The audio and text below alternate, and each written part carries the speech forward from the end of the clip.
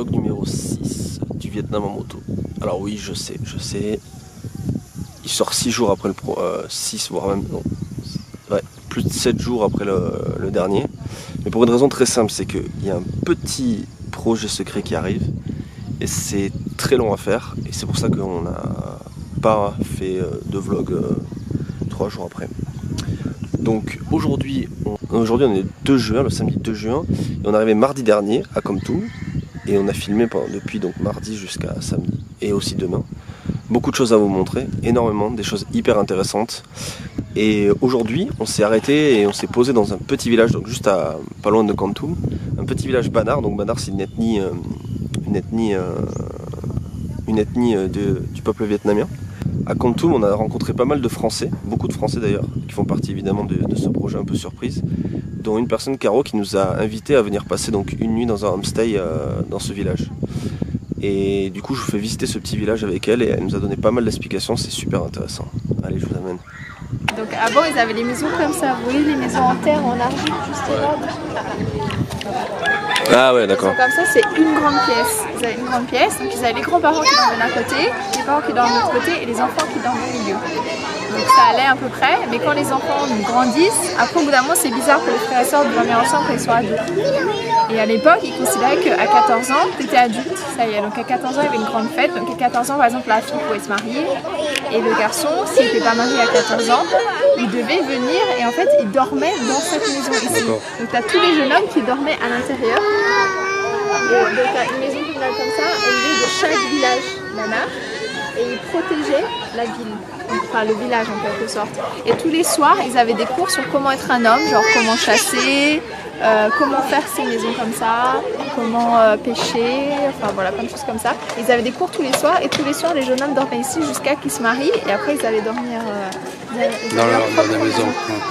Comme ça, parce qu'on a des montagnes, on entoure une montagne et eux quand ils partent dans les champs, ils partent dans les montagnes et comme ça ils peuvent retrouver leur village parce que ça dépasse de la montagne. Ah oui, carrément. C'est un repère. Et plus la maison est haute, plus le village a de l'argent. Plus le village a de l'argent? Ouais. Je peux vous montrer une photo de commencer dessous. C'est vraiment... Dessous là. Donc on a le droit de rouler la nuit dans tous les villages, d'aller manger chez les gens, de revenir, il n'y a aucun souci, à part pour aller à Kontum. À Kankutu, de Kontum à Kankutu. C'est ici Kankutu. Parce que en fait, il y a une légende. Au début, on n'y croyait pas trop, ils disaient ah, c'est pour votre sécurité, tout ça, mais c'est bizarre, pourquoi que ici? Et en fait, les gens ici ont super peur de petits nains. Ils disent que la nuit, dès que le soleil se couche, il y a des nains sur la route entre Kankutu et Kontum. Et c'est des nains, alors d'après leur description, qui ont des pieds à l'envers. Donc quand tu suis les traces de pas, en fait, c'est à l'envers, tu ne peux pas les retrouver. Qui ont du feu sous leurs aisselles. Ils attrapent des crabes comme ça. Ils le crabe sous leurs aisselles. Okay. Et vraiment, et ils flippent. Et en fait, ils nous ont dit qu'il y a des enfants qui ont été kidnappés. Et plusieurs enfants. Et genre pendant 3 semaines, ils cherchaient les enfants de partout. Ils ne savaient pas ce qui s'était passé avec les enfants. Et 3 semaines après, ils ont retrouvé l'enfant exactement au même endroit où il avait disparu. Et l'enfant, gros blanc, se souvenait de rien du tout de ce qui s'était passé. Pendant 3 semaines? Ouais. Aucun souvenir. Et ouais. Ils ne savent pas ce que c'est et ils pensent tous que c'est les nains. Ils disent que c'est des petites personnes, enfin voilà, avec les pieds tordus, qui ont des bruits bizarres. Ils nous ont dit oh, on a même une photo et là ils nous ont montré une photo, ils ont fait une photo de Gollum. Gollum. Ouais, trop drôle.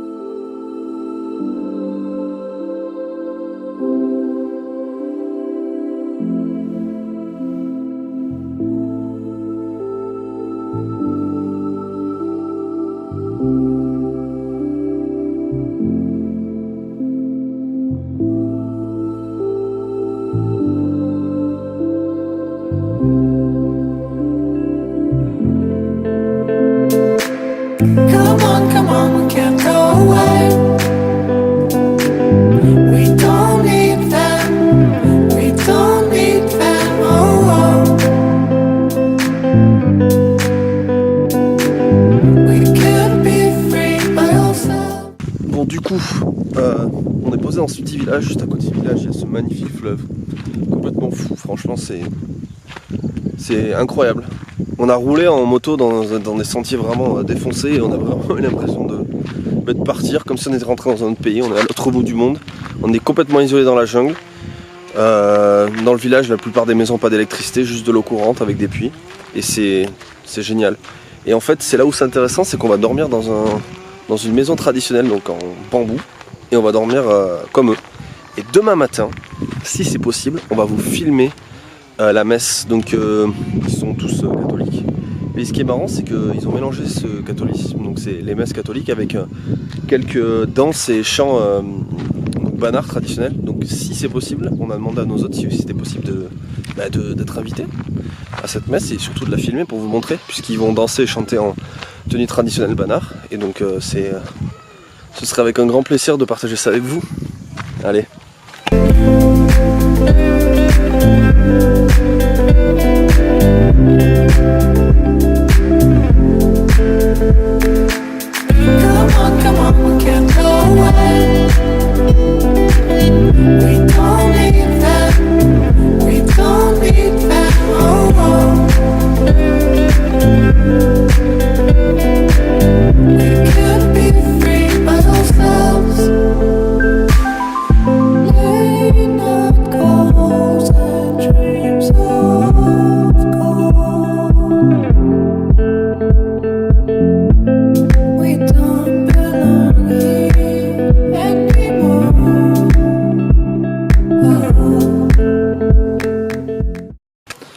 La petite maison où on va dormir, où on va manger ce soir. Alors,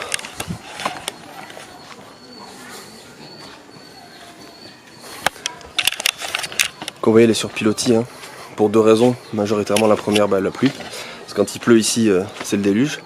Deuxièmement, c'est parce qu'autrefois, on mettait les vaches dessous et on fermait en fait autour pour pas qu'elles soient mangées par les tigres. Parce que les tigres venaient manger les vaches. Et aujourd'hui c'est toujours le cas. Alors beaucoup moins, on se rassure. Hein. Il y a beaucoup moins. Mais waouh, ça c'est fou ça. Beaucoup moins. Et du coup ils ont ouvert les. Maintenant ça reste ouvert et les vaches ne dorment plus là. Mais bon. Ils ont quand même gardé ce style un peu en hauteur comme ça.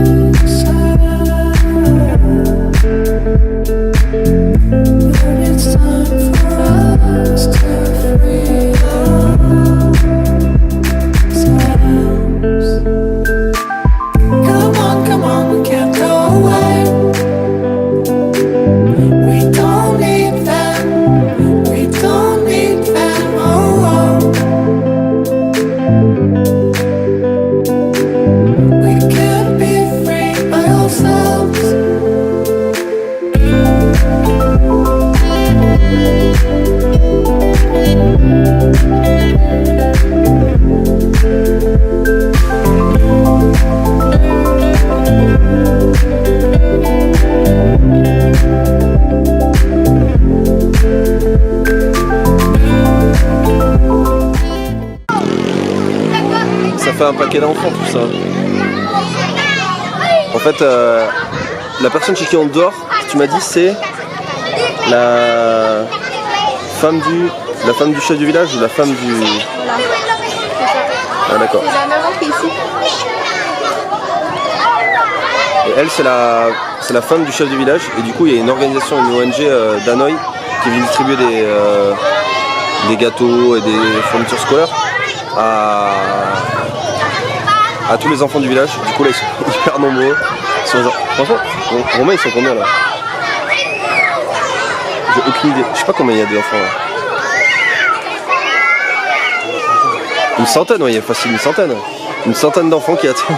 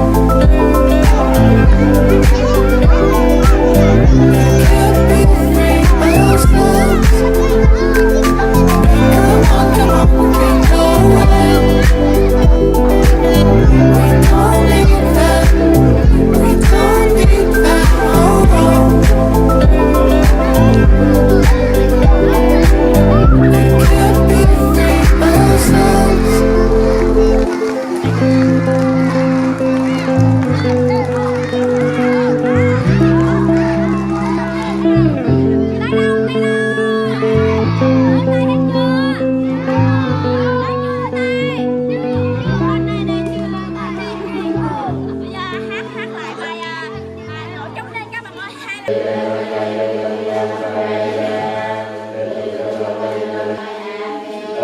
tipe tasang dai jago dan jago yang tasang